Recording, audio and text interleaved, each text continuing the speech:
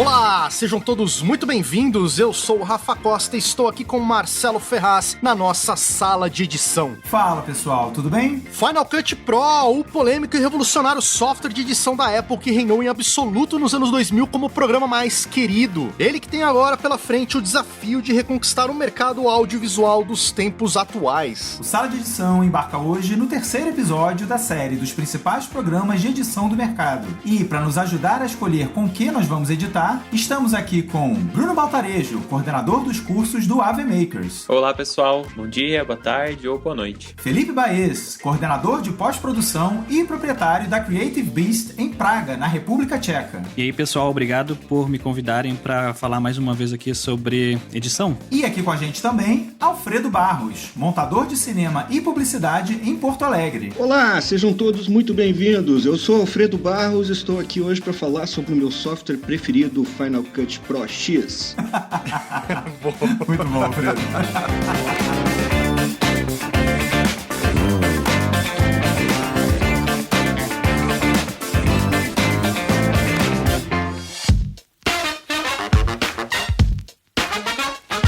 Muito bem, meus senhores, estamos então aqui começando o nosso terceiro episódio da série de softwares de edição. A gente já analisou o DaVinci Resolve, a gente já analisou também o Adobe Premiere e agora chegou a vez do nosso querido Final Cut, mais precisamente o Final 10. O Final Cut que tem uma longa história, foi lançado em 99, ele reinou, como a gente falou, na cabeça em absoluto aí praticamente nos anos 2000. Tinha bastante concorrência do Premiere, mas em grandes produtoras de televisões você acabava só encontrando o Final Cut, foi o software que a gente mais editou como editores nessa época, e a gente sabe também que lá nos anos 10, né, podemos dizer assim, 2011 mais precisamente, foi lançado uma nova versão do Final Cut, que foi bem revolucionária, foi um update que foi muito conturbado, foi muito controverso, foi muito polêmico, mas a gente não tá aqui pra falar exatamente disso, a gente já falou disso no nosso terceiro episódio sobre o Off the Tracks, que é um filme, um documentário muito bom, inclusive, pra você entender essa revolução aí que teve, essa mudança radical que teve no software ali nos anos 2010, 2011. E o segundo episódio também, né, Rafa? A gente teve o segundo episódio com tabuada, a gente falou da morte do Final Cut 7, dessa transição, então estão ali coladinhos. Exatamente, a gente falou com tabuada sobre a morte do Final 7, e depois no episódio seguinte a gente falou sobre a mudança radical do Final Cut 10, o tal do X, né? Bom, esse Final Cut 10 já tá aí no mercado há praticamente 10 anos, né? Ano que vem, mais precisamente, vai fazer 10 anos desse lançamento. E a verdade é que o Final Cut, ele não tem mais aquela fatia de mercado que tinha antigamente, mas o mercado também aumentou demais. Em 10 anos, muita coisa aconteceu. E eu queria começar o episódio com a opinião do Felipe Baez, que é o nosso Apple Guy aí, o nosso amigo que tá ali na Europa, mas sempre também tá dando uns pulos ali em Cupertino, na Apple. Esteve no final do ano passado ali no Creative Summit que a gente foi em 2018, ele foi ano passado. Felipe, você tá bem atualizado sempre do Final Cut, tem desenvolvido ferramentas para o Final Cut, está em contato com a Apple. A gente queria começar esse programa entendendo qual é o cenário atual do Final Cut. Bem, é pra eu ser o Felipe bonzinho ou é pra eu ser o Felipe realista? Be my guest, meu querido, você que manda, o microfone está com você. Então tá, o Felipe realista tem que começar falando sobre nos anos 99, ou no final do século passado, a maior parte de produção de vídeo que existia era televisão e filme. A gente falava sobre as áreas de televisão e filme, sempre falou por boa parte das nossas vidas, né? Nos últimos 10, 15 anos, vídeo online começou a ter uma parte do mercado economicamente muito maior do que os filmes, ou do que até a televisão. A televisão tá meio que morrendo, né? Então, é difícil até comparar o que está acontecendo hoje com o que acontecia em 99 ou no início dos anos 2000, porque a gente tem um mercado completamente diferente. Então essa é a primeira coisa que eu gostaria de começar a abordar um assunto dessa forma. E isso também significa que a gente também tem muito mais editores hoje trabalhando profissionalmente com vídeo do que a gente tinha em 99, do que a gente tinha em 2005, do que a gente tinha em 2010. Então isso também é uma coisa que vale a pena comentar e entrar na conversa, que nós temos situações completamente diferentes do que a gente tinha no passado. Com isso em mente, faz sentido a gente querer que uma ferramenta só seja a ferramenta dominante de um mercado, seja ela Premiere, Avid, DaVinci ou Final Cut? Faria sentido a gente ter uma só o anel que reina, que controla tudo? Acho que não. Porque hoje em dia, com a democratização de tecnologia, computadores, tablets, telefones, a democratização de câmeras, a democratização de tudo praticamente em volta de vídeo, a gente também tem pessoas completamente diferentes, que pensam de formas completamente diferentes e têm acesso a equipamentos diferentes. Então, eu acho que é normal acabar tendo vários níveis de programas de edição. Com isso também em mente, quando a gente fala, um editor é bem usado, ou é o mais usado, o problema que eu normalmente tenho com qualquer que seja o editor que esteja falando isso, qualquer que seja a publicação que esteja falando isso, é que nenhuma das companhias, seja ela Avid, Adobe, Apple e Blackmagic, divulgam números publicamente de usuários. As únicas companhias que em algum momento divulgaram números públicos de usuários foram a Apple em 2017 na NAB, que publicou mais de 2 milhões de usuários usando o Final Cut Pro 10, e a Blackmagic em algum momento que divulgou o valor de 100 usuários em 2009, 2 milhões de usuários em 2019. Nenhuma das outras companhias divulgam números.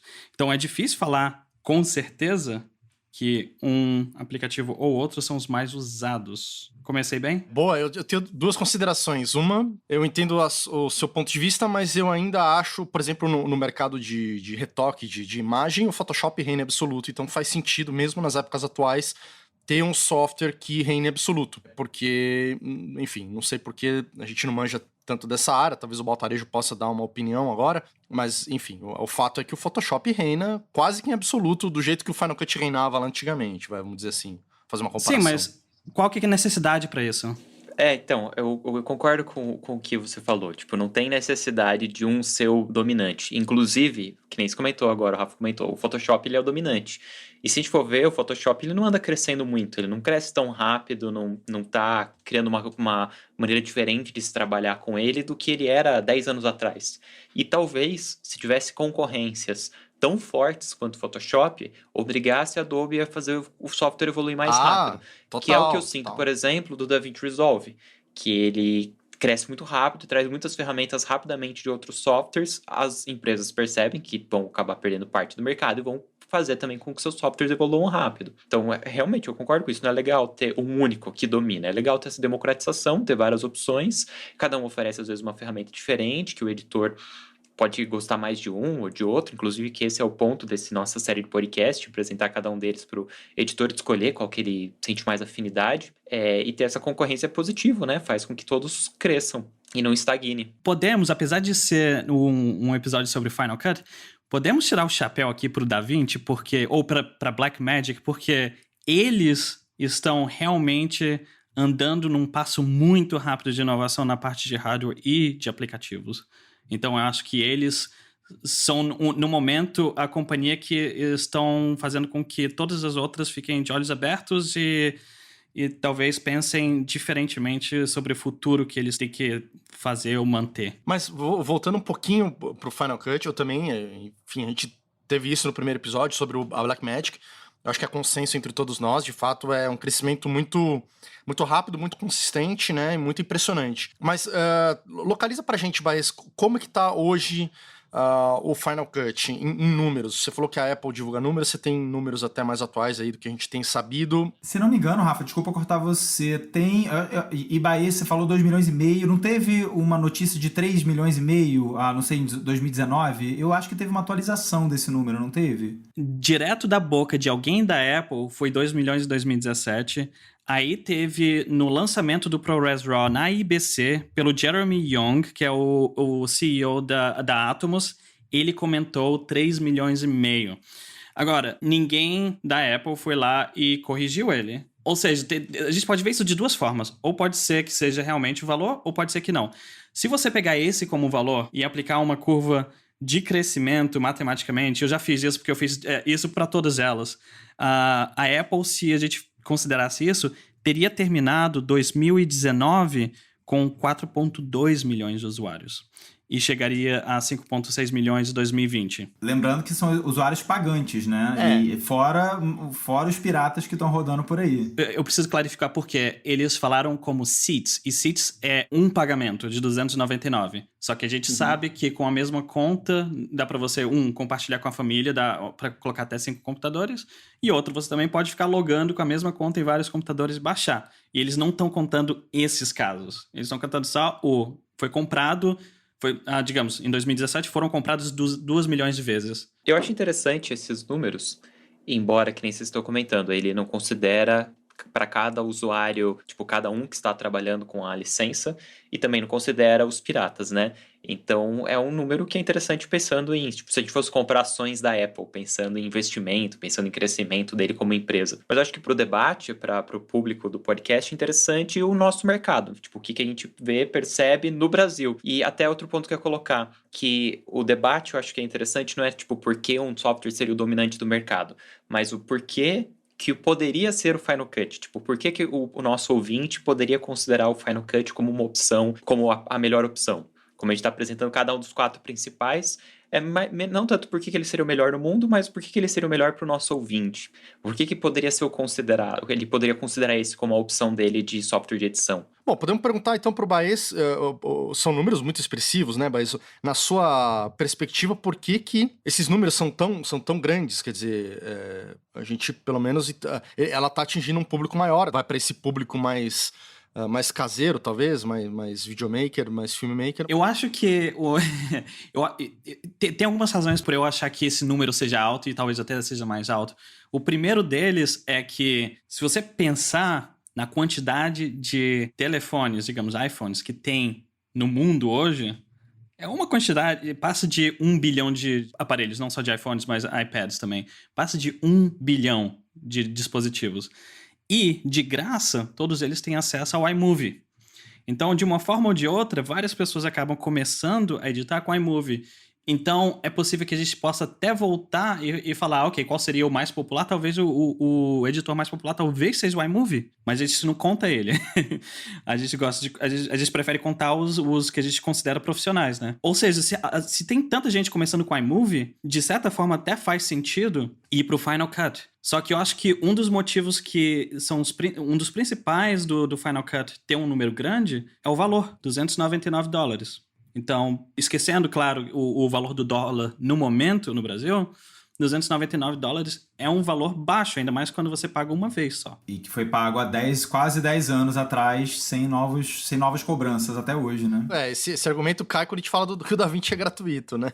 Se a gente for pensar na época do Final Cut 7, comparando com a Adobe, sim, não tem comparação. A licença da Adobe era muito cara. Mas se a gente for ver nos dias de hoje, realmente, a gente tem o DaVinci Resolve que atualmente bota o mesmo preço no mercado e ainda tem a versão gratuita. E tem outra coisa que também dá pra falar pro DaVinci Resolve, que eu não sei, eu acho que não foi comentado no podcast, ou se comentaram, eu perdi, é que se você for uma pessoa que trabalha por conta própria fazendo produção também, quando você compra uma câmera Blackmagic, já vem com o estúdio. Acho que a gente chegou a comentar até na versão nova na Pocket, tanto a Pocket 4K quanto a 6K já vem também com a licença.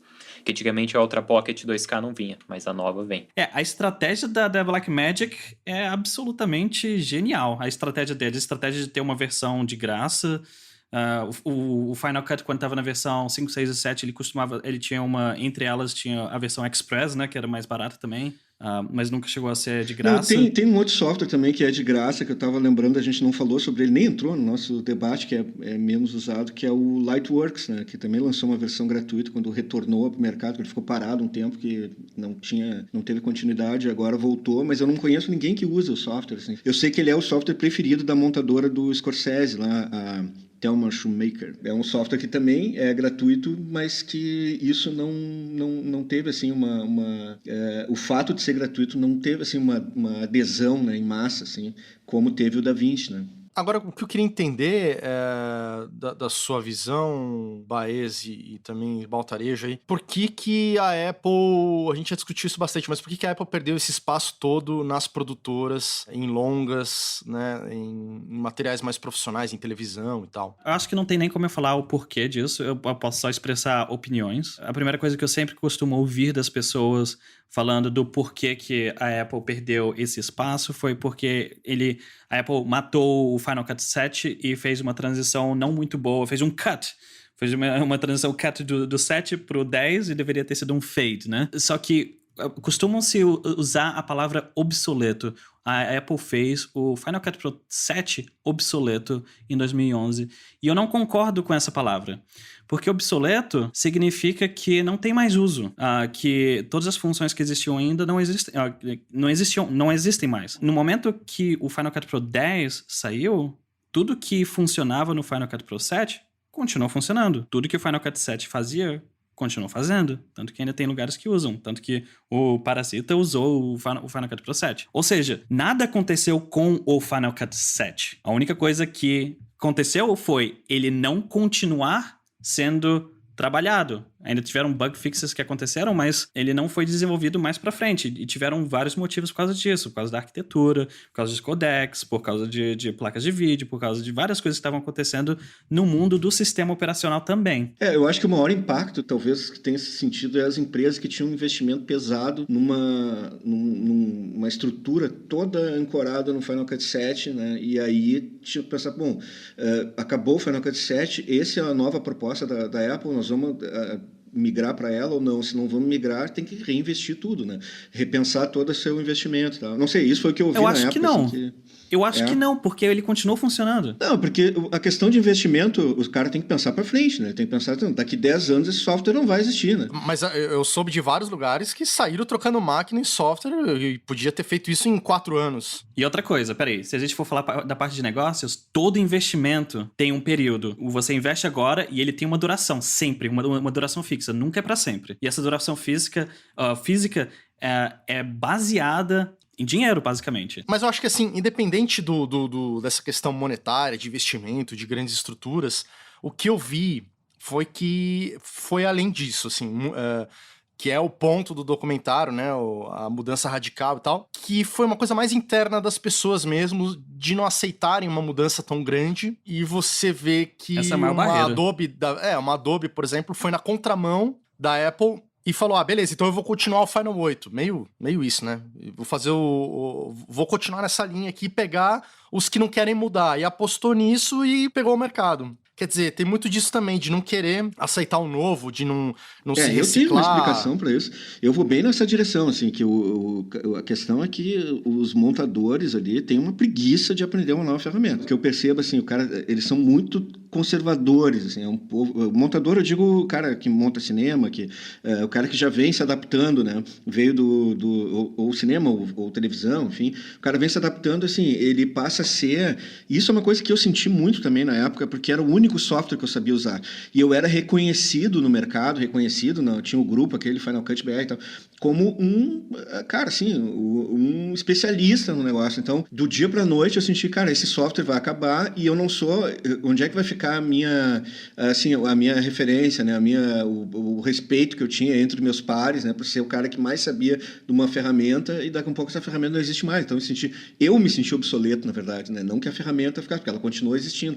E aí tem um sentimento de traição, Pô, assim, eu acho que tem isso que o Baez falou, é muito subjetivo também e é uma reação das pessoas frente à mudança e aí, assim, claro que a Apple não tem culpa, inclusive, eu até acho, assim, as pessoas falam que o lançamento foi desastroso e tal, eu acho que, para mim, foi perfeito, assim, esse lançamento para pegar e dizer assim, galera, assim, ó, vocês querem que a gente continue fazendo as coisas igual, a Apple não é a empresa para vocês, vão procurar outro que continue fazendo tudo igual, a gente vai fazer o que é melhor para o usuário, vão ser novos usuários se for o caso, mas eles colocaram uma linha, assim, traçaram uma linha no chão, vaza, sabe, não adianta ficar choramingando, assim, e isso eu acho muito corajoso, assim, da Apple, né, de ter feito isso dessa forma. Eu acho que eles podiam ter sido um pouquinho mais suaves, pelo menos na questão da transição mesmo, de ter como a Adobe faz. E olha só, eu tô falando mal da Apple, né? Eu que sou apaixonado pelo 10. Eu acho que pelo menos a Adobe tem ali no site deles uma série de tutoriais, a Blackmagic faz isso também. Eu acho que eles podiam ter tomado um pouquinho mais de cuidado com essa transição, de falar, olha, você está acostumado a trabalhar desse jeito, agora você pode trabalhar desse outro jeito aqui. E realmente eles jogaram o programa no mundo e não teve realmente nenhum embasamento, né? Mas era um protótipo, né? Aquilo ali, quer dizer, o Final Cut 7 seguia funcionando, como o Baez falou ali. Ele seguia, tudo estava funcionando, estava tudo perfeito, né? Eu acho que foi meio confuso mesmo. De fato, poderia ter sido feito melhor. Acho que a própria Apple reconhece isso. A gente já discutiu isso bastante. Eu não queria me ater nessa questão agora. São 9 anos depois já. Exatamente. Esse é meu ponto. Quase 10 anos depois... A gente não pode ficar parado no tempo, não pode parar em 2011, né? Não, tanto que às vezes a pessoa fala assim, o Final 10, o Final...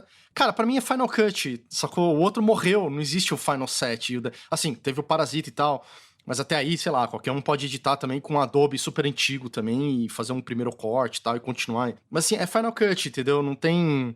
Teve uma mudança, ponto. Eu acho incrível que ainda se discute essa mudança. Eu acho que valeria a pena a gente tentar traçar, pelo que a gente conhece, um cenário de onde que ele está sendo usado e como ele está sendo usado hoje em dia. O que vocês acham? Bom, a gente podia começar com o Alfredo, né? O Alfredo editou alguns longas já com o Final Cut, né, Alfredo? Sim. Eu tava pensando isso, assim, quando a gente tava falando ali sobre a questão de, tem vários softwares que um não deve dominar e tal. Eu sinto isso, assim, porque hoje eu domino 4 softwares de edição, né? Claro, dependendo do projeto, né, ele já vem com uma exigência. Por exemplo, tem coisas que eu pego lá para São Paulo, às vezes o Lucas me pede ajuda para entrar num projeto, o projeto já está sendo editado no Avid, eu não tem como dizer, cara, quem sabe a gente vai para outro, né? Não tem. Eu entro, então já foi todo organizado, e eles têm toda uma sistemática de organização, por exemplo, na maneira como o pessoal trabalha com cinema em São Paulo, que a grande maioria é com o Avid, né? Acho que no Rio também. Todos os assistentes que tem, assim, os assistentes mais profissionais, né, que eles já têm um domínio de workflow que já está adaptado para aquela ferramenta. Então, já tem toda uma maneira de organizar, de fazer as marcações, de sincronizar, que eles meio que compartilham isso, assim, tem um certo padrão, né? E aí não tem como tu pegar e tirar os caras, assim,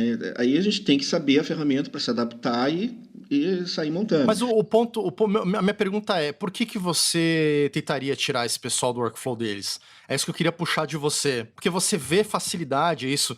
Você já editou vários longas, já é um editor aí de muitos anos, é professor na SPM, né? E por que vocês... Enfim, até hoje defende um software que ninguém quer. Não, eu sempre tento... Que o Final Cut, para mim, assim, o que eu percebo dessas ferramentas, ele é uma ferramenta que tem uma crítica que as pessoas fazem ao Final Cut que, para mim, é um elogio, assim, que é quando elas falam, isso aí é um software de brinquedo, sabe? Não é profissional, ele é um software... ali, assim, é uma coisa... É tudo muito fácil, tudo muito... Cara, mas exatamente isso, para mim, é que é o grande prazer, assim, do Final Cut. É a facilidade de eu manipular as coisas, sabe? Ele é todo, assim, toda a burocracia do processo de edição eles tiraram ali, sabe? Então ele fica, assim, é realmente, assim, ele é uma brincadeira, sabe? Ele transforma o processo de edição numa brincadeira. E isso, para mim, é maravilhoso, sabe? É uma coisa... o que eu quero quando eu estou editando, eu quero ter acesso rápido às coisas, eu quero que ele... eu não quero ficar tendo que marcar a pista, qual pista que eu vou jogar isso aqui e tal. Você edita mais rápido no Final Cut, você acha? Muito mais rápido, muito mais rápido. Porque ele não... tem coisas que eu não preciso me preocupar. Isso, assim, ele me tira a preocupação. Eu sei que eu não vou atirar uma coisa no timeline e vai apagar ou vai desorganizar o meu timeline, que eu vou perder sync de alguma coisa e tal. Ele permite, assim, uma tranquilidade no processo de edição e... que me dá mais velocidade, assim, né? Talvez, assim, aonde que é o gargalo, e aí é onde eu tenho, assim... Não sei se crítica, ou talvez seja uma falta de conhecimento meu também, né? Eu sei que o pessoal que trabalha na parte de pós-produção, eles apanham mais quando eu estou usando o Final Cut. Eu percebo. Na finalização, né? Na cor, nos áudios.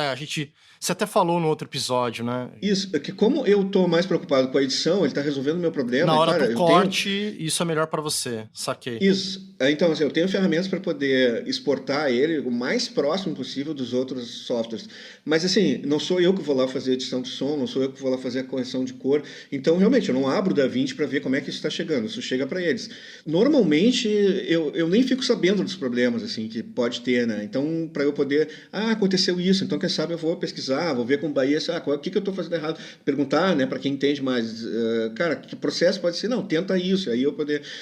em algumas situações eu consegui fazer isso, de ter esse retorno. Cara, vou te exportar de novo esse AAF aqui, pelo X2 Pro ali, agora dessa forma de organização dos roles, por exemplo, vê se funciona. E aí o cara me dá um retorno. Então, mas às vezes não tem esse diálogo, né, de retorno. Eu mando e fico esperando, o cara faz, se vira. Eu confesso que é a minha frustração, assim, eu concordo com você, e atesto também, eu de todos os softwares também do Minus 4, quer dizer, o DaVinci não, mas, enfim, tem um certo conhecimento ali. E no Final 10 eu sou muito mais rápido, e aquele outro ponto que eu já bati também no outro episódio, é muito mais segurança, não dá pau, você se sente muito mais seguro, flui tudo muito melhor. O que me frustra é, de fato, a gente ficar brecado por conta dessa conexão com as outras áreas, quando a gente trabalha numa cadeia de profissionais, de etapas do audiovisual. Isso a gente tem sofrido muito, a gente já falou aqui nos outros episódios também, questão de OMF, questão de cor, questão de relink de mídia, enfim, é um workflow um pouco mais complicado, talvez até por isso esteja fazendo tanto sucesso com quem não precisa de ficar permeando entre várias etapas e tal. Eu queria só fazer uma analogia, porque o Alfredo tá falando sobre cortar rápido, filmes, etc. Eu queria só fazer uma analogia que talvez as pessoas vão me odiar por fazer essa analogia, mas é bem verdadeira. Fazer um filme é bem complexo. Você tem muitas coisas que você tem que prestar atenção. Construir uma casa é bem complexo também. Quando você vai construir uma casa, você prefere usar uma chave de fenda, um martelo e os pregos? Ou você prefere usar a parafusadeira e uma arminha daquela que joga o prego direto até fundo na madeira? Porque é essa analogia, quando ele estava falando sobre não precisar gerenciar as trilhas, etc. Ao invés de você pegar o martelo e ter que ficar batendo no prego, você pega uma arminha e vai de uma vez. Pá! E tá lá no lugar. A parafusadeira é a mesma coisa. Ao invés de ficar parafusando e matando lá o seu braço de ficar girando, você vai... E pronto. Tá parafusado. Peraí. Como é que vai? Contratar o Baez pra sonorizar o podcast. Sound effects. Bruno Baltarejo, você tá muito quietinho. Eu acho que ele tá assistindo deslocado. Estamos aqui no meio de um monte de fãs de Apple, de Mac, mas eu quero a sua opinião, Baltarejo. O Final Cut não é o meu software favorito, então acho que eu consigo participar melhor quando chegar a hora de falar mal dele.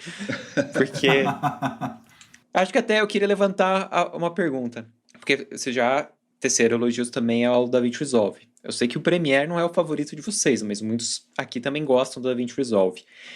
Mas o porquê o Final Cut é o favorito, comparado com o DaVinci, ou com o Avid, ou qualquer outro software? Aí, deixa eu já puxar então pro Alfredo. Ainda mesmo com esses elogios todos do DaVinci, que você fez no outro episódio, inclusive, tem falado que tem gostado bastante, ainda o Final 10 é melhor ou não? Tá meio cambaleando essa relação aí. Não, mas isso é uma coisa interessante, porque aí não tem como a gente falar só sobre o Final Cut, né? Tem que falar um pouco sobre os outros também, porque o que eu percebi quando eu comecei a usar mais os outros softwares, assim, né? Quando vem essas exigências de fora, é que realmente eu sinto que tem coisas que o Premiere ele funciona melhor do que o Final Cut. Realmente, tem coisas que...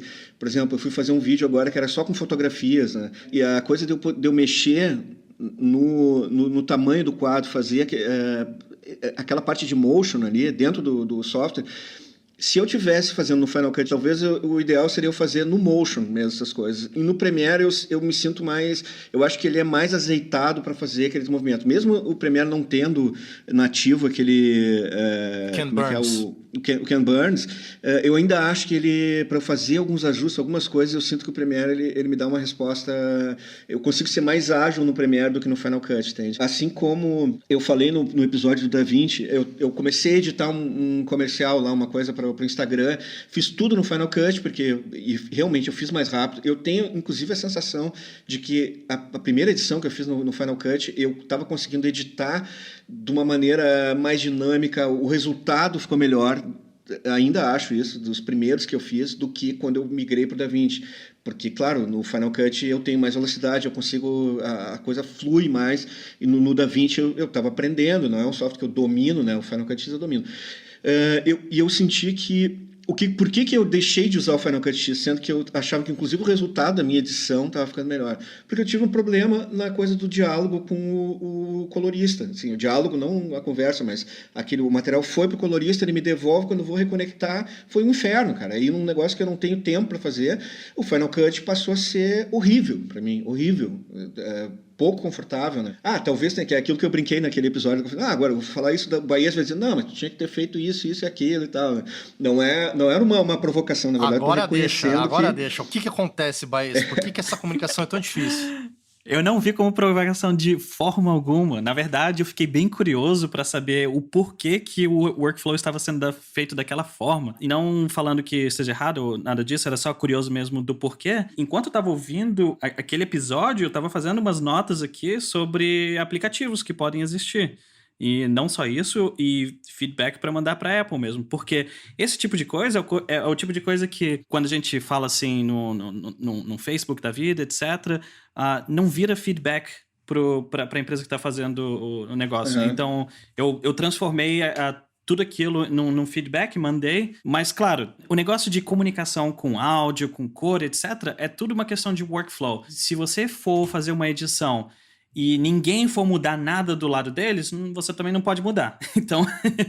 Exatamente, é esse o problema. É isso que tu está falando para mim, é que se resume assim, a gente está num mercado que, bom, eu optei por usar o Final Cut, realmente eu sinto que a minha edição, pelo menos do conhecimento que eu tenho, prática e tudo, ela fica melhor. Mas o cara que é o colorista, ele vai, cara, eu trabalho assim, eu não vou mudar meu trabalho em instalar uma coisa para poder atender o teu desejo. Desculpa te cortar, mas só para não perder a ideia aqui, eu sinto que tem duas coisas. Uma é que me parece que essa revolução toda do Final Cut, que nos permite editar mais rápido e, como montadores e editores, ficar mais confortável e tal, o resultado sai melhor, ela exige mais dessas outras áreas do que, por exemplo, um DaVinci. É uma revolução legal também, melhor que o Premiere, acho que todo mundo aqui concorda, e aí, só que aí não é uma revolução, uma doideira tamanha pro cara da cor. Ainda tem coisas, como a gente disse, é uma grande mistura ali, baseado em vários softwares, que ainda permite, nessa parte, ainda ser do jeito antigo, conversar com jeitos antigos ou jeitos já estabelecidos de conversa entre softwares, né? Então, e o segundo ponto é, de fato, nessas horas que me irrita um pouco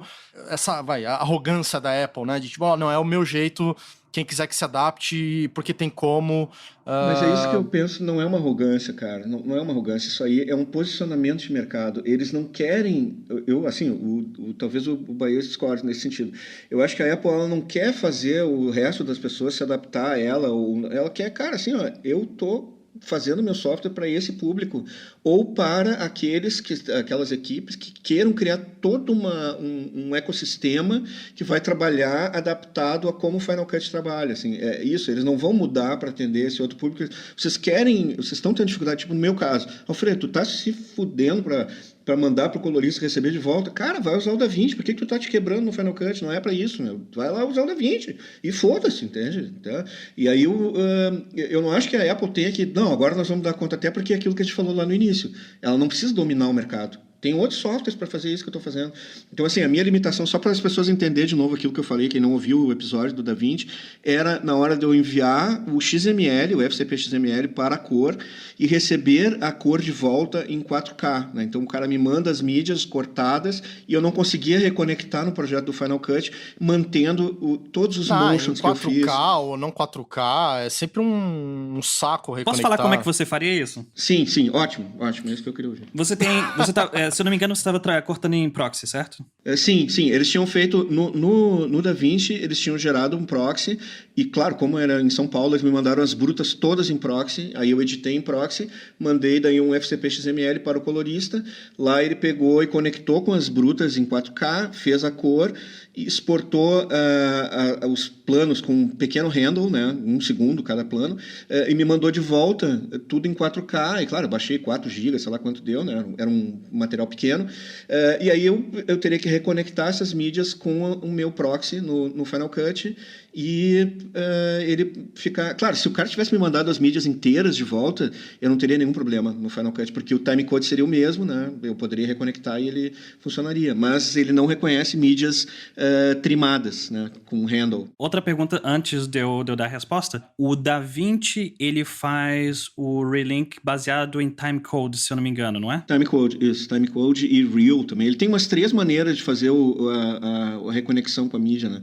Mas normalmente é o timecode. Ele conecta pelo timecode. Uma forma com que eu faria isso seria pegar a minha timeline e eu exportar usando o Frame.io e a opção do Frame.io de reconhecer os clips. E ele divide os clips na exportação. E o que acontece?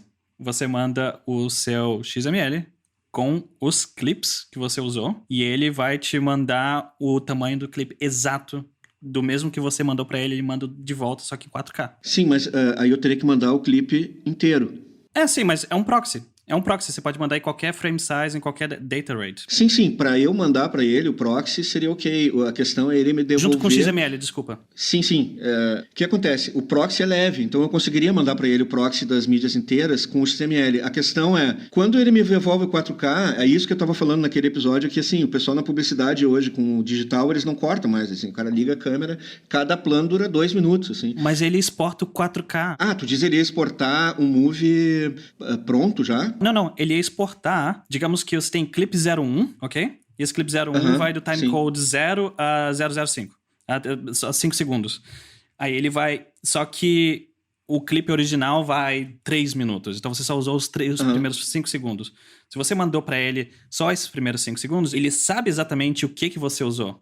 Então ele te manda de volta exatamente o que você usou. E o timecode vai ser o mesmo. Mas o Final Cut não reconhece, porque a duração da mídia é diferente, o timecode de início e de fim é diferente. Ele não tem essa capacidade de reconectar uma mídia que não está com a mesma duração da mídia que ele estava no timeline, entende? É isso que ele não reconhece. Ele não faz isso. Mas você faria um... eu acho que eu vou fazer um vídeo a respeito desse. É isso, cara. Eu acho que... Porque realmente, eu confesso, não é uma pegação... Eu acho que realmente é falta... talvez exista a ferramenta, e aí é uma falta de conhecimento minha, ou então, não, é um recurso que não existe no Final Cut, porque eles acham que... Assim, é aquilo que tu falou quando eu falei do dupe detection, né? Cara, de repente, 99% dos editores que usam o Final Cut, para eles não serve para nada o dupe detection. Agora, para os caras que trabalham com cinema, com documentário e tudo, ele é fundamental. Só que, e a Apple vai fazer uma reprogramação toda no software para atender 1% dos usuários. Tu tá tendo necessidade disso? Vai pro DaVinci, vai pro Avid, entende?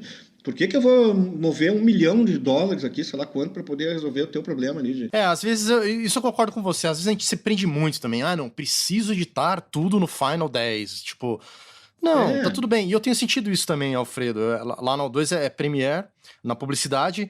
E, cara, foi até legal, assim. Eu também me senti muito mais confortável com muitas coisas. A gente já falou no episódio do Premiere algumas coisas que me irritam. Mas, no geral, assim, tá indo bem. Até tá sendo legal, assim, relembrar como é que eu montava naquela estrutura antiga, sem timeline magnética estrutura e tal. antiga. Pra mim é isso. Independente do que seja. Se o DaVinci Resolve é super moderno e usa essa estrutura, eu não chamaria ela de antiga, eu chamaria Mas de ela estrutura antiga, diferente. É como se fazia nos anos 2000, nos anos 90. É como o Avid fazia em 80. Não quer dizer que não é atualizado, né? Às vezes você tem um carro antigo que ele é atualizado todo ano e ele é novo. Só que ele é um modelo antigo. E, de fato... O Premiere não mudou nada. Foi vamos dizer. Tradicional, um jeito tradicional. Ok, marcha manual. Ele é marcha manual, né? Exatamente. E aí, não tem vidro elétrico. E aí a gente vai se adaptando. Acho que é isso, né? Para cada momento a gente usa uma ferramenta. E eu acho que mais do que nunca, nos dias atuais, nessa nova década, é isso, né? Temos que saber mesmo as outras ferramentas para poder usar a melhor ferramenta no momento certo. Agora, eu tô muito curioso aqui, eu queria trazer um pouquinho mais o Baltarejo pro programa. Baltarejo, você falou que não é o seu software favorito, mas você usa ele para algum... Nessa lógica que a gente está desenvolvendo aqui, você tem, esse vídeo eu faço em Final 10 porque é mais rápido, eu resolvo melhor, ou não tem isso? Então, teve uma época que eu trabalhei numa grande produtora de publicidade e eles usavam o Final 7. E aí eu fiquei 1 ano ou 2 lá usando o Final 7 como minha ferramenta principal, mas muitas vezes eu ia pro Premiere e pro After, porque eu fazia também Motion. Eu gostava bastante do Final 7. O Final 10, eu estudei ele depois, 1 ano, 2, depois que já tinha saído, quando ele já estava maiorzinho, já tinha mais ferramentas. E Sentiu aquela raiva que todos nós sentimos?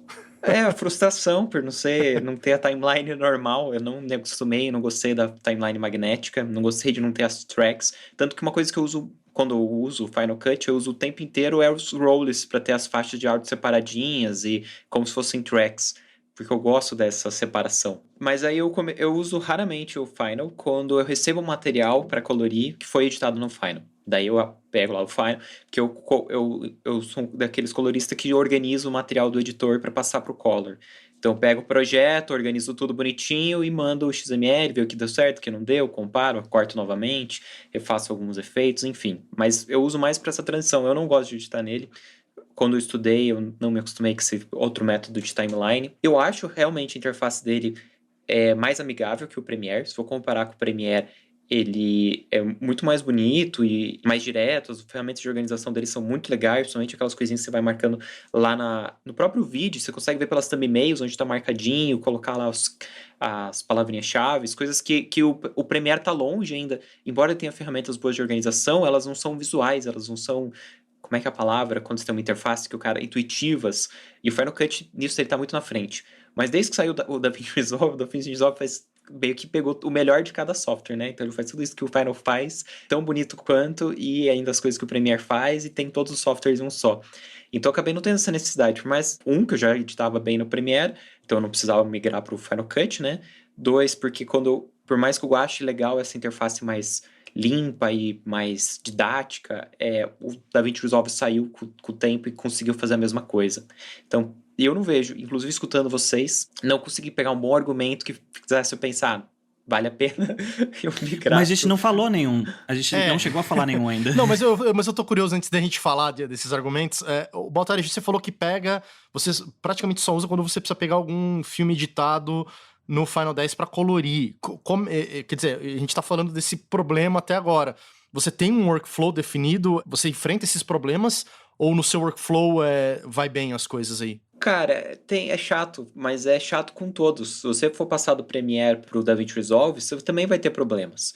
Se o cara usou lá time remapping, colocou algum efeito muito diferente, alguma transição muito diferente, sei lá, tem muitos frame rates e resoluções diferentes e áudios com hertz, frequências de áudio diferentes, você vai ter problema de sync e vai ter que corrigir. E não é só do Final Cut, do Premiere também. Do Avid, eu não lembro nenhum projeto que eu recebi editado em Avid para colorir. Mais um ponto positivo, então, pro DaVinci, né?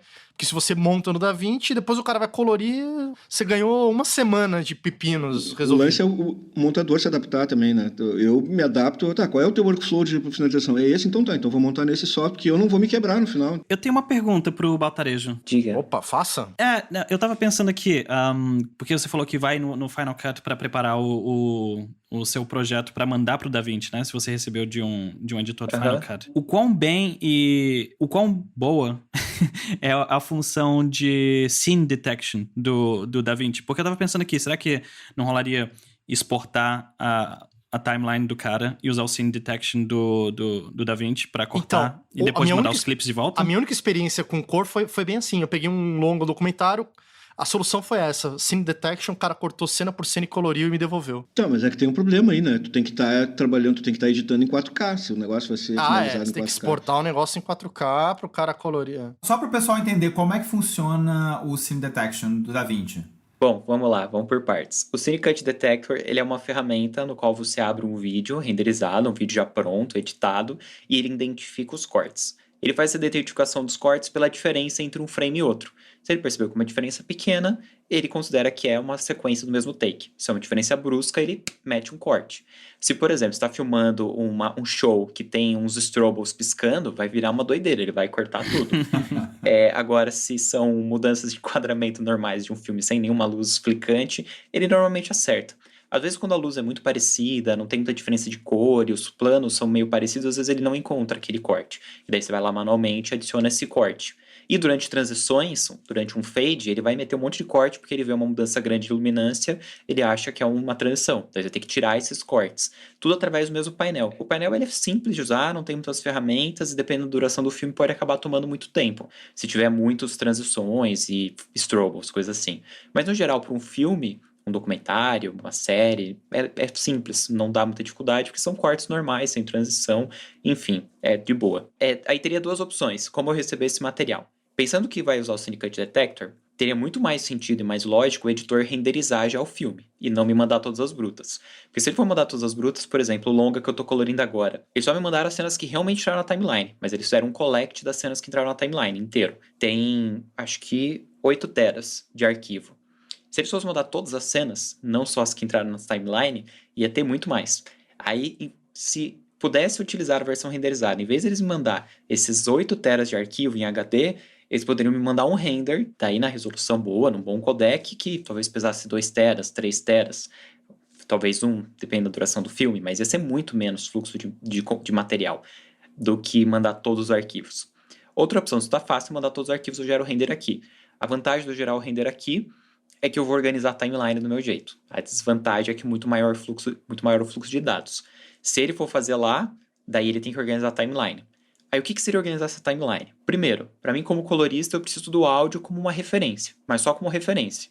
Então já renderiza um wave do áudio e pode arrancar o áudio da timeline original e deixar só esse wave, só esse render, porque eu não preciso de todas aquelas faixas, não preciso dos efeitos, só um wave de tudo fechadinho tá ótimo para referência. Aí se ele tem motion, tem qualquer coisa com alpha, tipografia, animação, tudo isso, ele joga numa outra track e renderiza isso num codec que tem alpha. Então todas essas motions bota numa track de cima e renderiza uma vez só, que eu vou ter também na minha timeline só como referência, mas não é o que eu vou usar no color. E daí os vídeos da timeline, ele vai ter que talvez tirar alguma transição, alguma coisa assim, para depois recolocar na edição.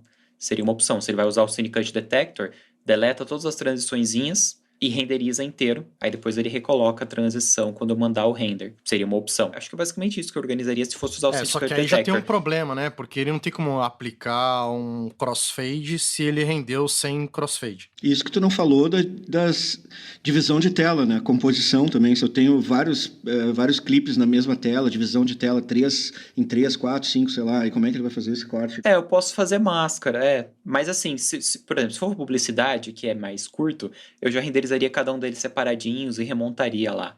Mas aí eu nem usaria provavelmente o Syndicate Detector, usaria um XML ou um AF, eu faria uma organização da edição, mais ou menos isso que eu falei. Renderizo o Wave, porque eu daí só precisar do áudio renderizado, renderizo os motions com um canal de alpha, aí deleto tudo isso da timeline, para deixar a timeline só com os vídeos, vou diminuindo tudo para o mínimo de tracks possível, talvez só, tipo, track 1 é um enquadramento ou uma câmera, track 2 é outra câmera, ou algum tipo de organização que faça sentido para aquele projeto de distribuição que vai facilitar o color. Simplifico assim ao máximo. Se tivesse alguma coisa, por exemplo, que nem só a composição, eu posso jogar para o final da timeline, só boto uma marcação para não esquecer onde estava e renderizo, jogo no XML separadinho, caso seja algo que o XML não pega. A mesma coisa para time remapping. Jogaria pro final da timeline, sem o time remap na velocidade normal, e faria novamente o time remap na timeline do DaVinci. Aí colocaria de volta no lugar. Então eu faria uma organização, tipo, tirando o que não passa no XML para ter que refazer. Não, mas é que tá. Não exatamente refazer, porque eu fiz exatamente isso que o Bruno falou. Fiz um outro timeline para o XML, tirei todos os efeitos, coloquei tudo, mandei pro colorista. Ele corrige e ele me manda de volta esses clipes. Aí eu volto pro meu timeline, que tá com toda aquela edição, todos os motion, todas as coisas, e eu mando ele reconectar as mídias e ele reconecta perfeito, fica tudo com a cor nova. E com todos os efeitos que eu usei, todas as coisas. Isso no DaVinci. Mas aí você não precisa nem mandar, né? Ele só vai mudar de uma aba para outra. Tipo, você manda o PR Project o PR Project não, né? O DRP, que é o projeto do DaVinci, e o cara só abre o projeto DaVinci e continua colorindo. Não é o projeto. Eu mando o XML para ele e ele corrige nesse timeline que é simplificado. Ele vai lá, faz a correção de cor, tal, dos planos, e ele me manda de volta os planos corrigidos, trimados, com handle. E aí eu reconecto pelo BIM, aquele esquema que a gente falou da outra, reconecto no timeline que não é o simplificado. E ele respeita tudo, cara. Não perco nada de efeito, nada. Nesse caso, você está editando o DaVinci Resolve e ele colorindo o DaVinci Resolve, nem precisa do XML. Você manda o DRP, manda o projeto. Não, exatamente. Poderia fazer, só que naquele caso, naquela época, quando eu fiz isso, eu estava com a versão gratuita e ele com a versão Pro. É verdade. Então, se ele me devolvesse o projeto, eu não conseguiria abrir. Mas, aproveitando a oportunidade, queria mandar um abraço pro Germano Strazi, que é um ouvinte do grupo, que me deu de presente uma versão estúdio do DaVinci Resolve. Então, eu quero agradecer no ar. Grande abraço, muito obrigado. Agora não tem mais esse problema.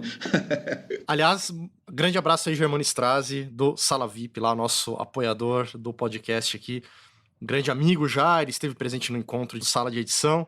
Valeu mesmo, hein, Germano, por suportar aí Alfredo Barros. Ele adotou Alfredo Barros e cedeu aí uma licença.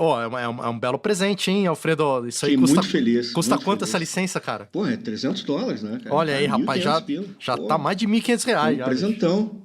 Ô, Marcelo Ferraz, quanto que era a taxa que a gente cobrava mesmo, assim, nesses casos?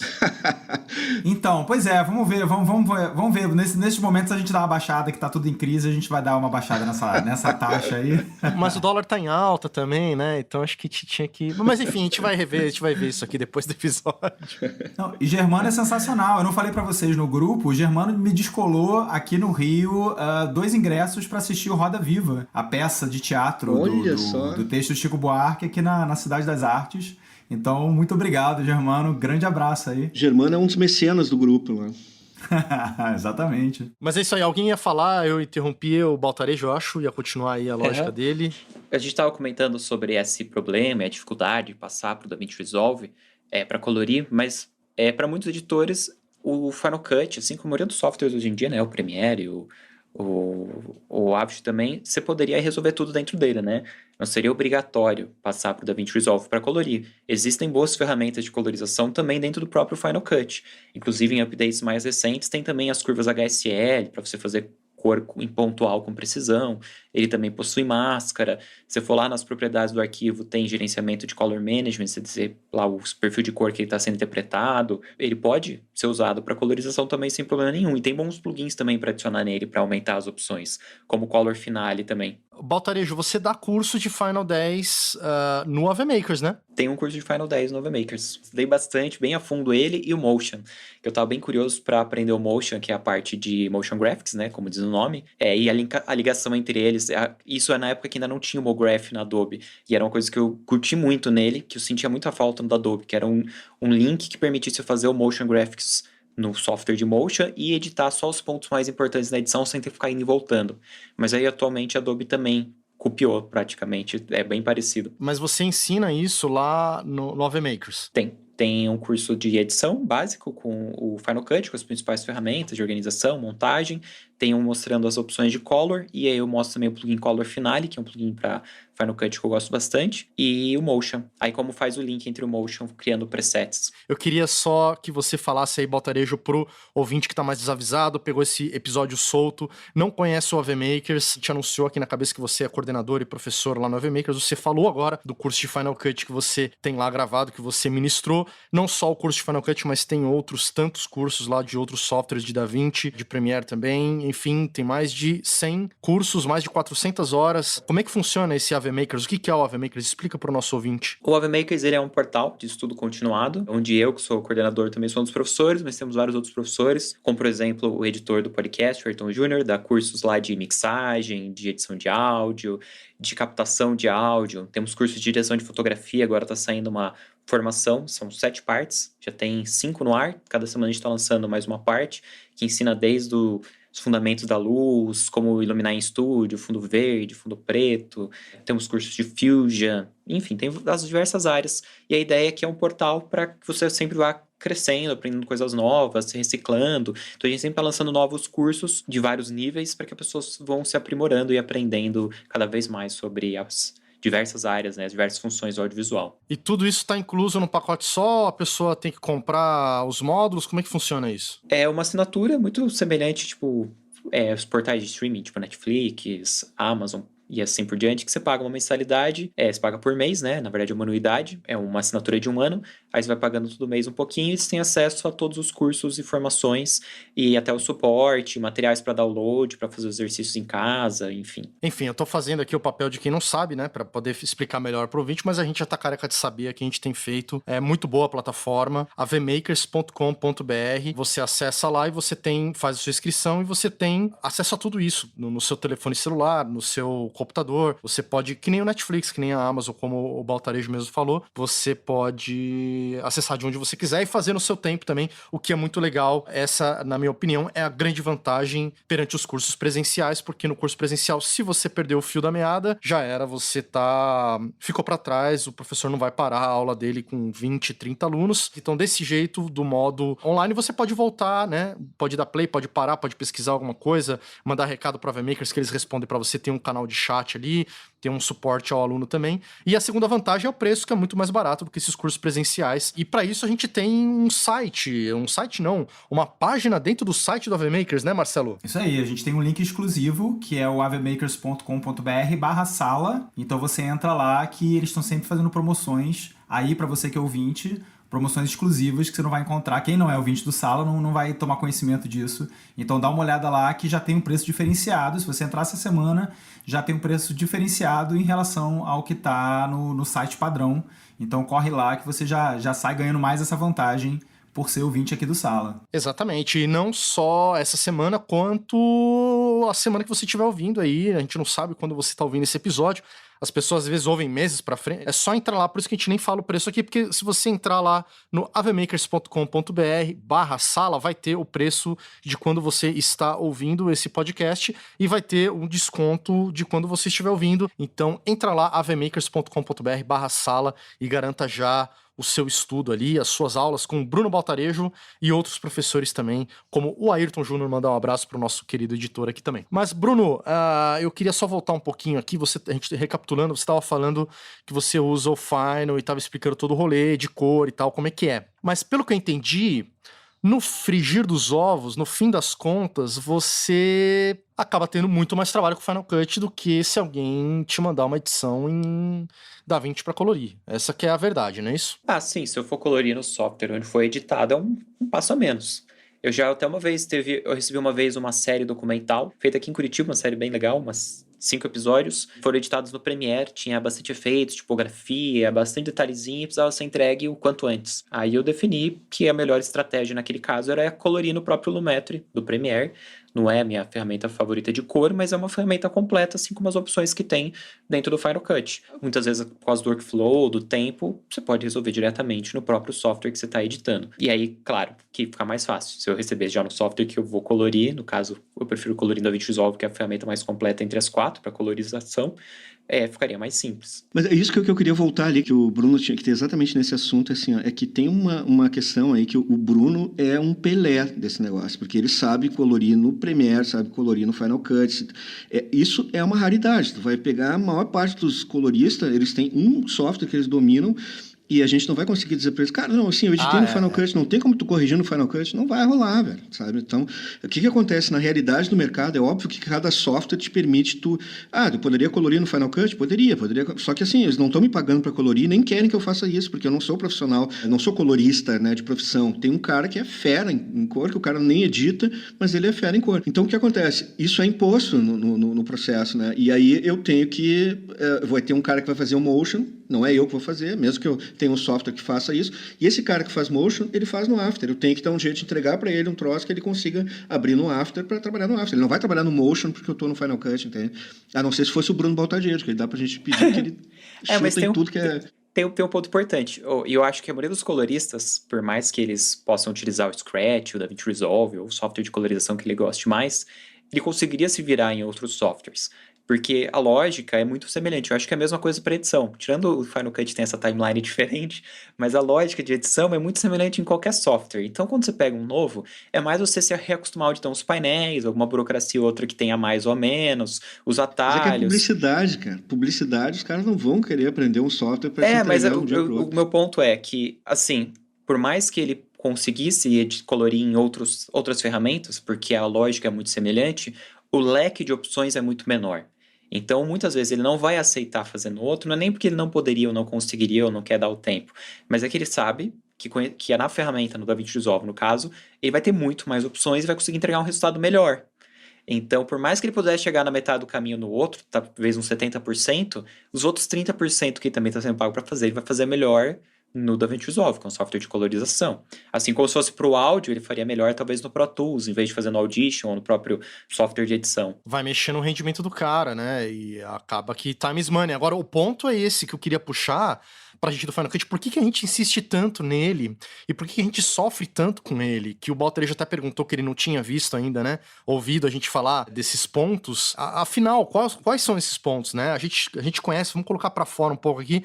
Às vezes os ouvintes não estão tão acostumados também, não conhecem o Final Cut. A ideia aqui é a gente fazer, né? Os softwares serem mais conhecidos para as pessoas poderem escolher. Por que, então, que a gente tem esse nervoso aqui? Tá todo mundo tenso aqui, bravo porque os workflows não funcionam e porque, no fim das contas, a gente queria era editar tudo em Final Cut Pro 10, com exceção do Baltarejo aí. Por que isso, Felipe Baez, Alfredo Barros? Eu vou falar isso pela perspectiva de alguém que começa um projeto no Final Cut e termina o projeto no Final Cut.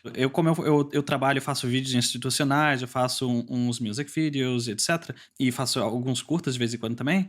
Eu faço tudo dentro do Final Cut. Que nem o Baltarejo falou, dá pra você fazer a cor, dá pra fazer o áudio, etc. Tudo dentro do Final Cut. O que você precisa fazer é estar acostumado com aquelas ferramentas. E eu já estou acostumado, e a maioria de quem acaba usando o Final Cut por um motivo ou por outro, acaba entrando nessas ferramentas. Tá, mas você também estava acostumado antes com o Final 7, também talvez estivesse acostumado com o Premiere. Qual a diferença? Keywords favoritos, rejeitados. Por exemplo, durante 6 anos eu tinha um time de edição em 4 países diferentes, então eram muitos editores fazendo muitos vídeos por mês. A gente recebia vídeos de 1 hora com 7 takes de 5 minutos, e tinha um monte, tipo, a pessoa fazia um take, aí conversava com o produtor, aí fazia um outro take, e a gravação tava rolando solta. Eu sei que muita gente reclama, e eu reclamo também disso, desde que o vídeo virou digital, as pessoas não sabem parar de filmar, né? Acho que é o Alfredo que fala isso o tempo inteiro. Não sabem dar um stop na filmagem. Mas é uma tragédia isso. Então, aí o Final Cut, você abre ele em Film Strip, ou seja, você coloca lá, eu quero ver um thumbnail novo a cada 5 segundos, a cada 10 segundos, ou a cada 1 minuto. Dava pra eu pegar e ver o waveform também. Com o waveform, eu selecionava rapidinho todos os momentos em que não era um take, e dava delete. Reject.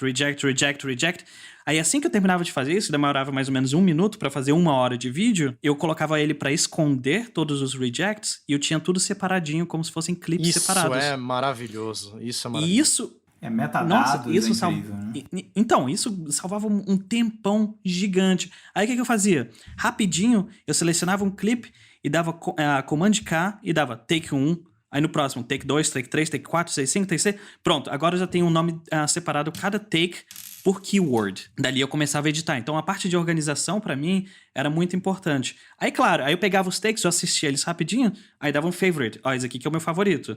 Aí eu talvez dava favorito em 3. Então esses aqui são os 3 melhores. Aí eu posso usar uma linha de um, uma linha do outro e cobrir com B-roll. Só que tinham outras coisas também que acabaram sendo muito importantes. É o ecossistema de programadores e de plugins que existem em volta do Final Cut. Então, por exemplo, usar Lumberjack. Lumberjack foi outra coisa que, nossa, mudou muito a forma de organizar as coisas. O que é o Lumberjack? Explica aí pro ouvinte mais desavisado ou que não conhece. O Lumberjack é basicamente logar. Ele nasceu da necessidade de ter muitas informações, primeiramente, no Final Cut. Por exemplo, você está fazendo uma entrevista com alguém. Você ficou 2 horas sentado numa entrevista com alguém, e nessas 2 horas vocês falaram sobre várias coisas diferentes. Só que você já gastou 2 horas sentado com a pessoa. Se o editor tiver que agora sentar e passar mais outras 2 horas assistindo e falando, nesse ponto que eles falam desse assunto, nesse ponto eles falam desse assunto, e criar keywords para isso, é muita perda de tempo. Então o Lumberjack foi uma forma de fazer o log desse vídeo durante a entrevista. Então, por exemplo, enquanto a entrevista está indo, você vai falar, então, agora a gente vai falar do COVID-19. Aí no Lumberjack você clica num keyword chamado COVID-19. Aí ele vai começar a marcar daqui para frente COVID-19. Aí quando terminar, você desclica nele. E ele é um programa que você pode usar via web ou no iPad, né? Você pode estar sentado com o entrevistado ali, iPhone, marcando esses tempos, ou no iPhone, isso. Isso, e aquilo ali, depois que você terminou de fazer isso tudo, você tem vários keywords, e também tem vários níveis de keywords também, porque ele começa como local, depois pessoas, depois o que você está falando e depois extras. Então tem vários níveis de keywords que dá para você fazer ali. E, por exemplo, você poderia fazer você poderia logar um jogo de futebol. Você poderia jogar um jogo de futebol. Se você conseguir identificar os jogadores bem rápido, você pode selecionar toda vez que um jogador tá em posse de bola. E depois, quando você sincroniza isso com os vídeos, você tem keywords de todos os momentos que aquele jogador estava com posse de bola. Você começa a fazer uns highlights bem rápidos, porque você já tem tudo selecionado que foi selecionado ao vivo. Automatiza tudo e demite o editor. Ué, o editor que vai lá e que vai ter que saber importar o XML, primeiramente. Então ele pode posar com a moto. Tem coisa pra caramba pra fazer. Alguma função sobrou. Não, mas isso aí valoriza o roteirista, na verdade, no processo de edição. Porque é o processo de tu escolher a partir do texto, né? E isso é uma coisa interessante. Não, e aí outra coisa, por exemplo, você pode ver isso como uma pessoa que está fazendo supervisão de script. Ela pode estar marcando take 1, take 2, tudo no Lumberjack. Aí quando você importa, aí você demite o assistente de edição, claro.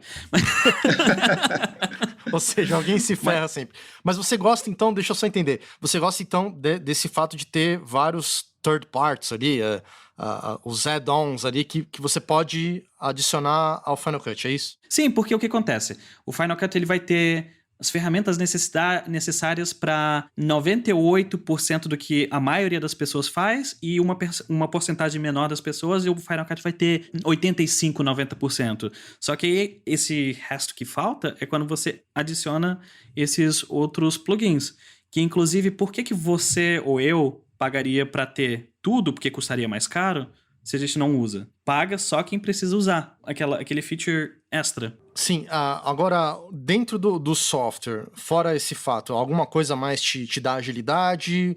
Você falou, então, você falou das Smart Collections, das Keywords e dos Favorites. Eu só falei do browser. A gente tem no Final Cut o browser, o viewer, o inspector, o timeline index, a timeline, os efeitos e as transições. Eu falei só sobre a parte do browser e nem falei tudo da parte do browser. Mas é um belo de um vendedor esse, hein, cara? Não, eu uso as funções que estão ali. Só uma outra coisa que eu lembrei agora falando, para aproveitar isso que o Felipe falou, que realmente fez muita diferença para mim num trabalho de publicidade em que eu tive que pegar e fazer um clipe. Não era exatamente publicidade, mas eu precisava fazer um vídeo que ia passar no Planeta Atlântida, aquele que tem aqui, assim, ia passar enquanto estava trocando os palcos ali.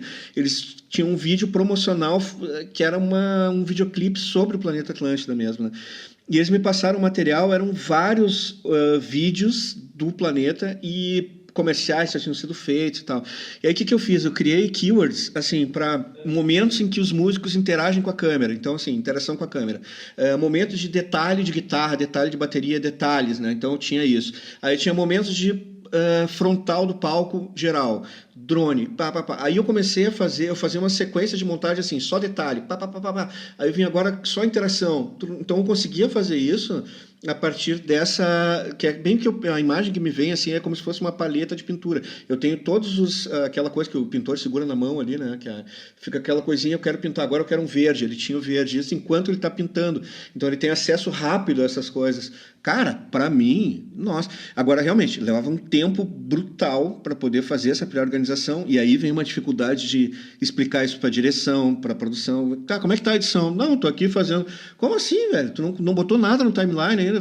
Mas espera só. Aí depois na hora de editar cara, uma maravilha, né? Eu acho que é fundamental todas essas ferramentas de organização, e muito editor iniciante não usa, costuma ir meio no feeling e colocando a timeline, descobrindo meio que por conta própria o que fazer, sem antes assistir, usar metadados, usar marcadores, fazer subclips, enfim, as diversas opções de separação, que seria que é o essencial. Porém, isso tudo que você estava apontando também tem em graus diferentes, maneiras diferentes, interfaces diferentes, mas também tem no Premiere e no DaVinci Resolve.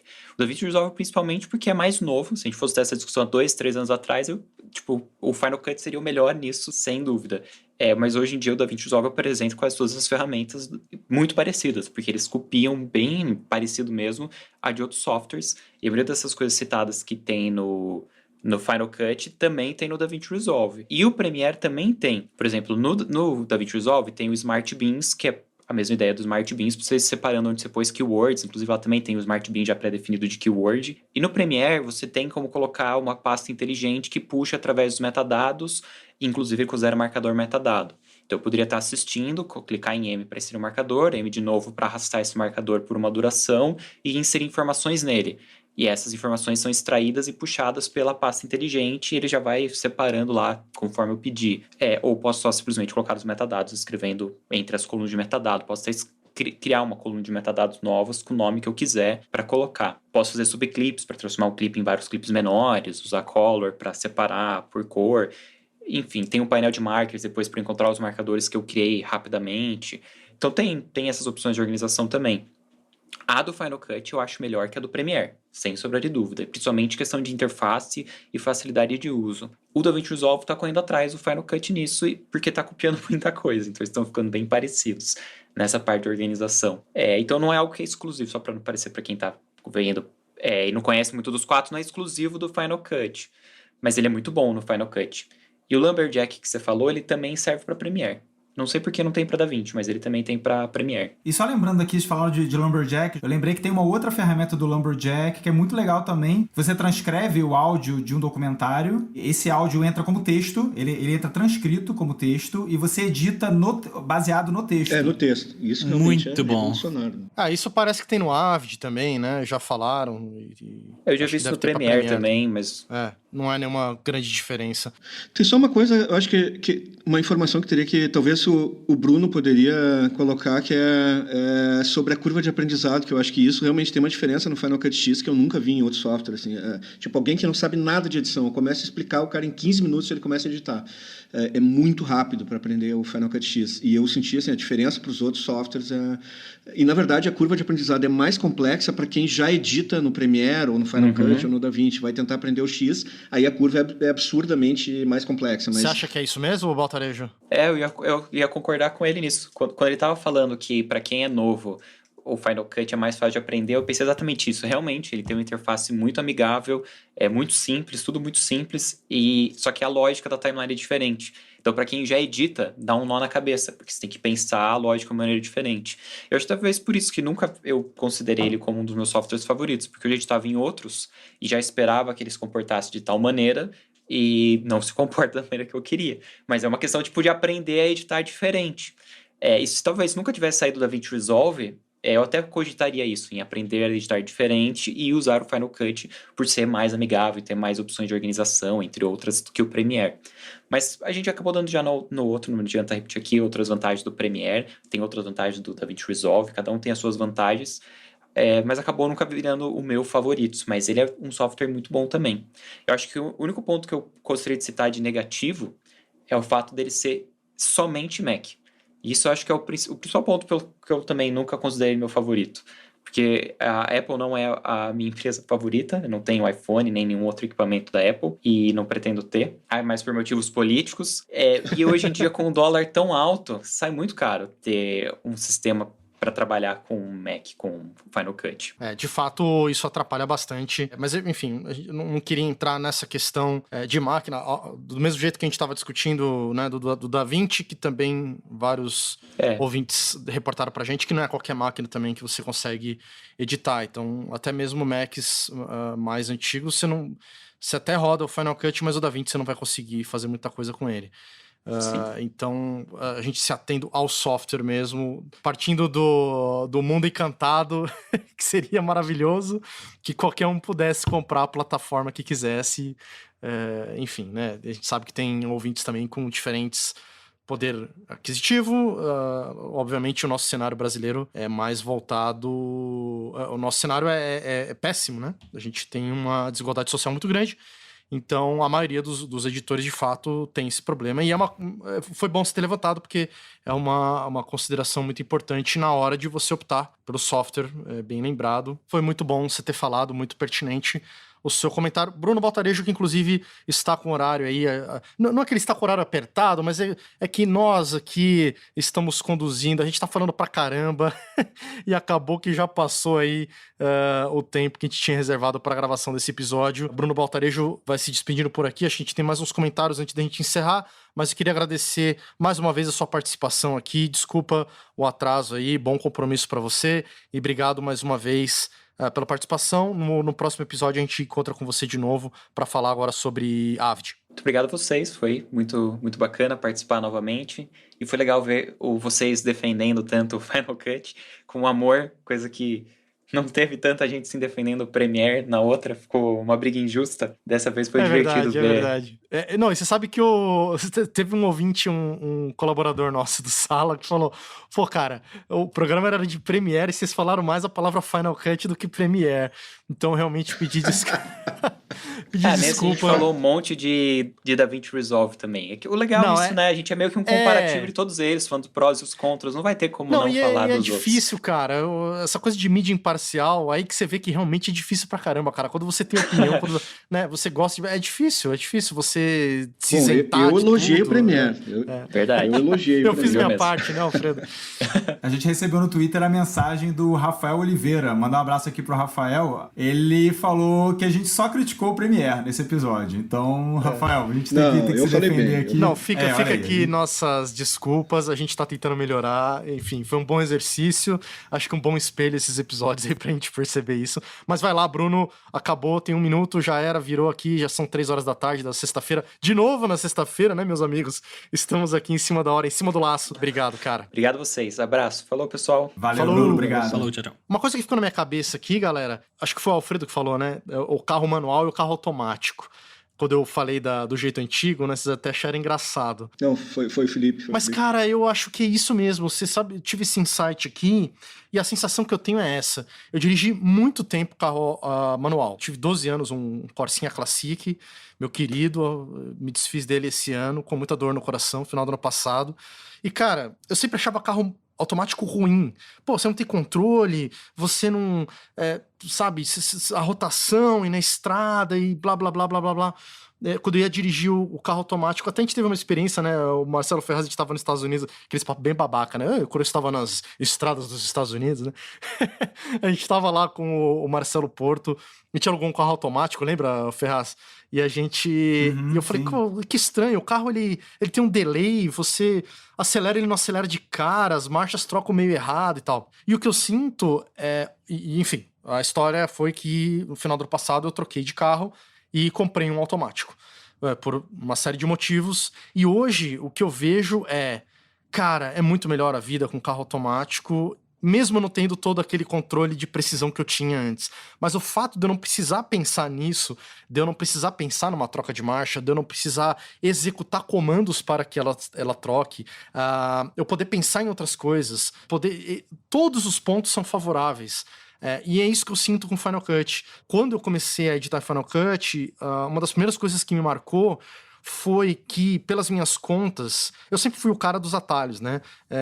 Então eu sou o louco que tenta fazer tudo mais rápido, com a mesma eficiência. Acho que esse é o grande cálculo que a gente, como editor, tem que fazer, porque a gente vai ter menos trabalho e vai ganhar mais dinheiro. Básico, né? É aquela velha história, o editor que não sabe atalho morre de fome, né? Eu sempre falo isso e, enfim. E o que eu sentia com o Final Cut é que para cada 3 ou 4 comandos que eu dava, sei lá, no Avid, eu dava 1 no Final Cut. E essa relação diminuiu um pouco em relação ao Premiere ou ao Final antigo, mas era sempre 2, 3 para 1.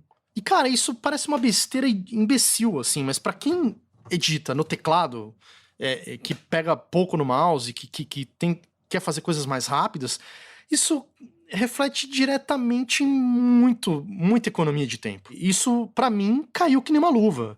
Então, a questão da range selection, uma coisa idiota, por exemplo, você tá numa mídia lá, se você apertar o Alt em qualquer parte da mídia, ele pressupõe que o In é o começo da mídia. E já tá marcado o In e o Alt. Quer dizer, no Premiere você tem que ir lá, você tá num ponto, esse é o Alt, não, tem que voltar e achar o In, ou seta pra cima pra pular é mais uma etapa que eu tenho que fazer pra chegar no começo do corte e apertar o In.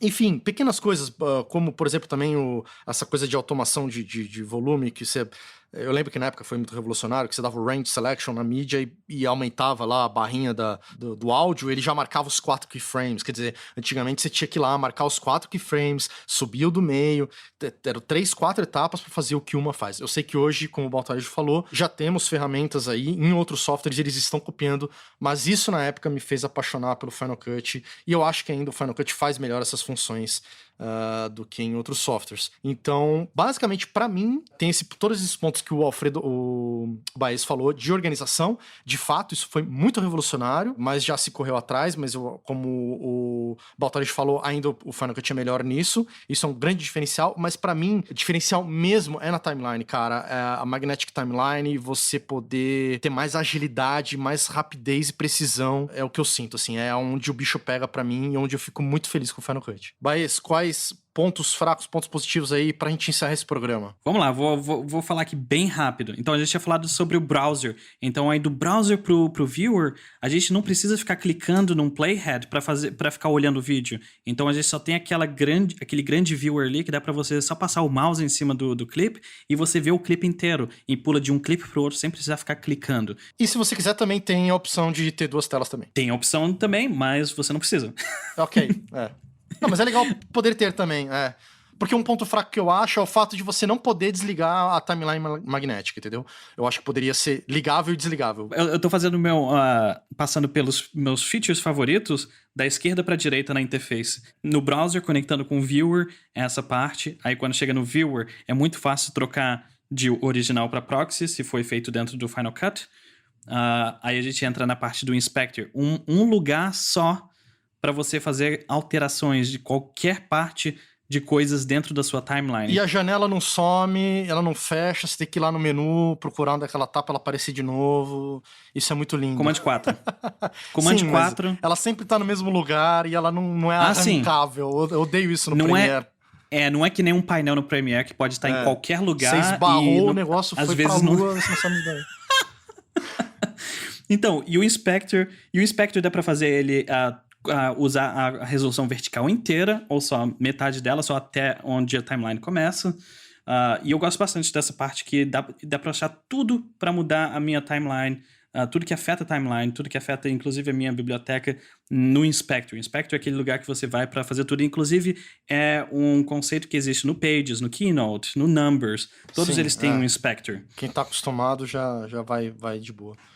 E na timeline... Aí tudo bem, Não, e aí, tem mais uma coisa no Inspector que eu gosto bastante, que é, como a gente tinha falado da parte de cor, é salvar efeitos. Então, se você, não só cores, mas você pode, digamos que você aplicou um LUT, aplicou cor, aplicou máscara, ou não, esquece a máscara, cor, LUT, ou qualquer outro efeito, um outro plugin qualquer, você pode ir lá e salvar aquilo como um preset. Então esse preset tem todos esses ajustes que você fez. Então dá para você fazer um recall de um preset muito fácil, tanto para áudio quanto para vídeo. Então essa parte final dos meus favoritos do Inspector. Tem muito mais coisa, mas ainda esses aqui são os meus favoritos. Aí quando chega na parte de baixo, no timeline, tem o Timeline Index. O Timeline Index tem absolutamente tudo do seu timeline. Timeline Index é vida. Nossa, o Timeline Index, digamos que você tenha 100 transições e você usou todas a mesma transição na sua timeline. E você fala assim, caramba, eu usei 5 frames na transição e eu preciso que sejam 6 frames. O que eu vou fazer? Você vai no Timeline Index, dá um search na transição, seleciona todos eles no Timeline Index, aí você só passa o mouse para cima da timeline, aí dá Ctrl D, 6 e Enter. Pronto, você trocou todas as transições para 6 frames. Pensa de uma vez. Só, olha aí. Da mesma coisa que todos esses estavam selecionados, você pode ir e clicar 2 vezes numa outra transição e vai trocar todas essas transições. Aquela to-do list, né? Coisas a fazer, que você marca, vai ticando. Isso é muito legal também no Index. Esse seria outra parte também. Aí também tem, claro, a parte de roles. Tem a parte que você pode, por exemplo, se você colocar um compound clip com 3 roles dentro dele, aí na timeline você está vendo só o compound, você vê todos os roles. Então tem como você ligar e desligar os roles que estão dentro de uma compound no timeline. Ou seja, dá para você ter versões diferentes da sua edição dentro de uma mesma timeline. Dá para você ligar e desligar enquanto está fazendo playback. Então, por exemplo, um bom exemplo disso foi o que o Thomas Grove Carter fez, que ele fez... ele tinha uma filmagem que era toda durante o dia e outra filmagem que era toda durante a noite. E dava pra você usar o roll só pra trocar entre dia e noite. E era exatamente o mesmo vídeo. Então, os roles não é só para organizar a parte de áudio, mas dá para fazer muita coisa poderosa com a parte de vídeo. A parte de organização do Final é bizarra, cara, de boa, assim. As possibilidades são infinitas, assim. Quando você domina todas as ferramentas, e olha que eu nem domino todas ali de organização, mas assim, mesmo sem dominar 100% que nem o Felipe, por exemplo, eu já tenho um mundo de possibilidades de organização. E para quem é organizado, para quem é metódico, isso é um diferencial, acaba você ganhando sempre muito tempo nisso daí. E a última coisa uma das maiores vantagens do Final Cut é a conexão com Motion. Dá para você criar plugins com Motion e jogar no Final Cut. Dá para você fazer várias coisas e publicar vários controles das coisas do Motion dentro do Final Cut. Aí você faz tudo dentro do Final Cut. Isso aqui é uma coisa muitíssimo importante. E para mim é uma das coisas que me faz ficar no Final Cut. Toda vez que eu penso em usar o DaVinci, eu falo, putz, mas eu perco o Motion. Eu perco essa possibilidade de criar essas coisas e ficar alterando dentro do aplicativo. Tudo bem, tem o Fusion, mas é completamente diferente. Inclusive, eu acho que foi o baterista que falou, não tenho certeza, que para a área de composição é bem legal, mas para a área de animação, de texto, etc., não seja tão fácil. E é só isso, das partes positivas. Parte negativas, Baez. O Alfredo já comentou uma delas, a parte de reconectar. Se você pudesse reconectar baseado somente no timecode de um arquivo incompleto, isso seria muito mais fácil. Então, digamos assim, tem vários arquivos que têm o mesmo timecode. O que você faz, né? Compara eles. É difícil, tecnicamente é difícil fazer isso, mas seria bem legal se tivesse. Então é uma parte ruim. Outra parte ruim também é você não tem como você fazer o relink de proxies. Uma outra parte ruim é que você só pode fazer os proxies em ProRes Proxy. Então hoje em dia que a gente precisa trabalhar remotamente, esses ProRes Proxies eles são muito grandes. Outra parte ruim também é que, para mim não é ruim, mas algumas pessoas que estiverem vindo do Premiere talvez achem ruim. Não tem como você colocar a timeline em cima do viewer, ou a timeline pro lado direito, ou o inspector pro lado esquerdo. Não tem como rearranjar as coisas dessa forma, mas tem como você fazer vários workspaces que são coisas ligadas e desligadas. Então, para mim, os problemas OMF, relink de mídia também, e o dupe detection, que não existe, e que poderia ter, por exemplo, uma third party fazendo isso também, assim como tem Frame.io, onde então, citou tantas outras coisas, poderia ter. Tem como, mas ninguém quer fazer. Sim, é porque é muita programação, né, isso, pra fazer isso. Nem é. Eu falar isso, né? Eu tava olhando, eu mandei essa ideia dentro do Red. Não vale a pena, exatamente. Porque quem vai comprar, 5 pessoas vão comprar aí... Pra mim e pro Alfredo, só. A gente vende entre os montadores de cinema, a gente vai ficar rico. Mas dá pra fazer. Dá pra fazer. Daria, né? Marcelo Ferraz, pra gente encerrar aqui, pontos positivos e pontos negativos do Final Cut. Eu acho que pontos positivos, acho que tem pouca coisa pra acrescentar. Eu acho que até o Felipe já falou de timeline magnética. Eu acho que realmente, depois que você usa pela primeira vez, é difícil, muito difícil, para quem entende, para quem gosta realmente, com quem bateu essa ferramenta bem, é muito difícil voltar para o modo tradicional de tracks. Então você não esquenta a cabeça com posição de cabeça de leitura e não esquenta a cabeça com sync, e isso faz toda a diferença. Então você quer pegar um clipe e jogar lá no final da timeline, você só escolhe in out lá em cima, e isso você sabe o comando, ele com certeza vai chegar lá no final da timeline e você vai montar um esqueleto muito rápido. Então, acho que isso faz muita diferença. De ponto negativo, que ainda não foi falado, eu acho que o sistema da Apple de ser muito secreta, de ser muito fechada, eles melhoraram muito isso recentemente, nos últimos anos. Chamaram para falar do novo Mac Pro que estava sendo projetado, que iam abandonar o Mac lixeirinha, mas eu acho que eles podiam ser mais claros. A gente está aí num limbo sem saber quando sai o próximo Final Cut. Tudo bem que teve toda essa questão da Covid. Mas não afeta a função do aplicativo. Não, total. O aplicativo está maravilhoso, mas assim, pelo menos saber alguma coisa. A gente tem uma previsão de lançar, sei lá, no primeiro semestre de 2020. Ok, vamos esperar. Ou saber, olha, agora a gente está focando em áudio, então vocês podem esperar aí novidade de áudio que vai ser muito bacana. Eu acho que um pouquinho mais de vir para frente e falar o que eles estão planejando, seria bacana. Mas assim, é isso que você tá falando, não muda nada a nossa relação com o programa. Mas você acha, até perguntar pro Baez aqui, que ele é um rapaz mais influente, né? Você acha que tem... não, agora eu fiquei curioso. Que eu já imagino que Felipe Baez tem informações escondidas aí. Baez, vai ser uma outra super revolução ou vai ser uma coisa mais comedida? Qual que é a sua opinião sobre isso aí? O que eu acho é que, voltando num comentário do Alfredo, a Apple com certeza tem um tipo de público em mente. E eu acho que esse tipo de público não é o público de cinema. Ou seja, vai mais ainda pro outro lado. Então, pensando nisso, eu acho que eles vão continuar... Existe em algum lugar pessoas pensando que a Apple não ouve, mas eles ouvem e eles têm uma lista de... Toda vez que alguém manda um feedback para eles de adicionar um feature ou qualquer coisa, eles têm a lista.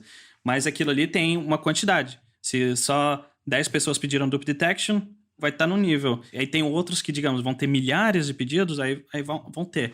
E outra coisa, tudo isso tem um ciclo de desenvolvimento. Por exemplo, se alguém aqui for programador que estiver ouvindo, tem Agile Development. Tudo é planejado e entra num ciclo de desenvolvimento. E o ciclo de desenvolvimento dentro de uma empresa grande que nem a Apple é meio longo. Do momento que uma ideia é aprovada para ser feita, até o momento que ela vai aparecer para o usuário, pode demorar até 2 anos, então... Resumindo, você acha que vai por esse lado mais do usuário, enfim, nesse norte que eles já estão aí. Eu acho que eles vão continuar investindo em workflows, em fazer com que workflows das pessoas fiquem mais fáceis. Não necessariamente eles fazem tudo, mas eu acho que vai ter muito mais conexão com aplicativos de fora, viu? Alfredo Barros, eu não lembro se você falou bastante dos positivos, mas você não falou dos negativos, né? Quer dizer, foi o contrário, né? Você falou mais de negativo até dessa questão do workflow com a cor, né? Não, eu só queria chamar a atenção 2 coisas que eram, assim, talvez os pontos que eu mais amei o Final Cut quando eu comecei, que hoje tem em todos, né? Que é aquela opção de usar o E,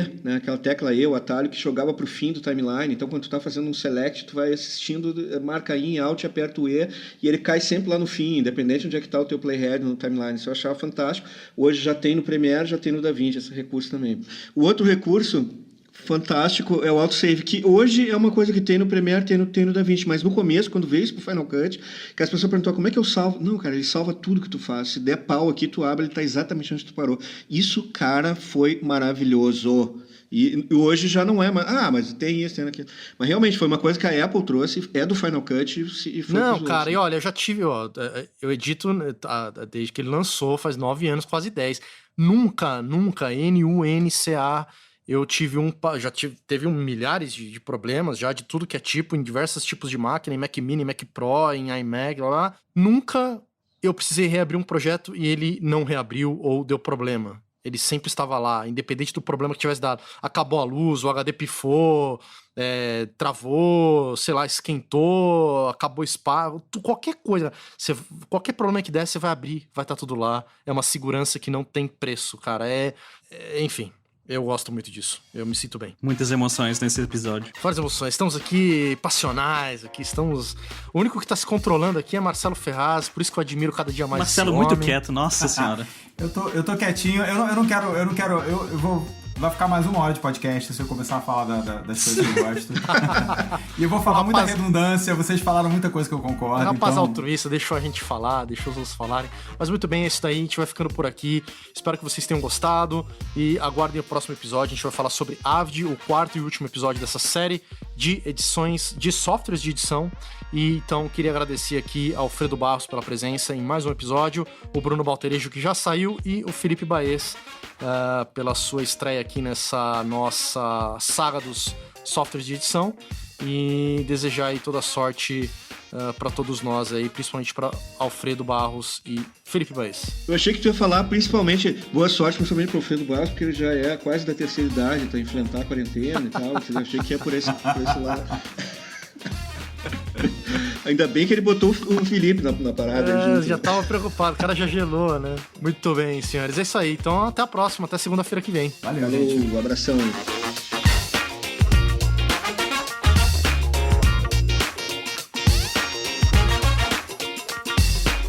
Hoje já tem no Premiere, já tem no DaVinci esse recurso também. E o outro era a questão O segundo eu esqueci. Então tá, gente, foi um prazer, é isso aí. Muito bem, senhores, foi um super episódio. Ainda tem esse chorinho aí, vai tentando lembrar, se você lembrar, você me interrompe aí. A gente fica por aqui, então. Ah, não, lembrei. Só um pouquinho, que esse é muito importante, lembrei. Fala. O autosave aquele, cara, que a gente falou também.